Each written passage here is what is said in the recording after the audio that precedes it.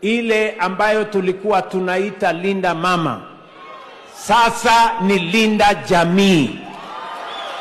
Kila kwa mama, bora tu usikia kwamba ball ishaingia.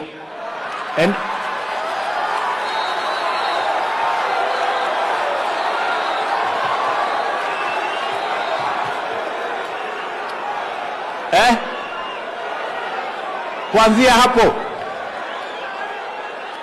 kila serikali ya Kenya itakulipia uende pale kwa clinic mpaka upate mtoto, na mtoto akipatikana tutahakikisha kwamba tunamshughulikia mtoto na mama na mzee mpaka kila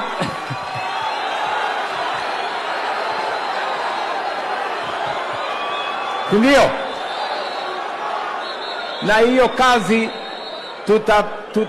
tumeweka pesa ya kutosha. Sijui kama tunaelewana.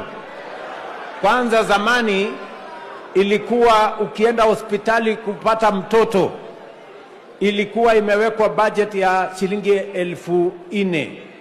Leo tumefanya mara 3 tuhakikisha kwamba kila mama anaweza kujifungua mahali ambapo kuna usafi, kuna daktari, kuna madawa.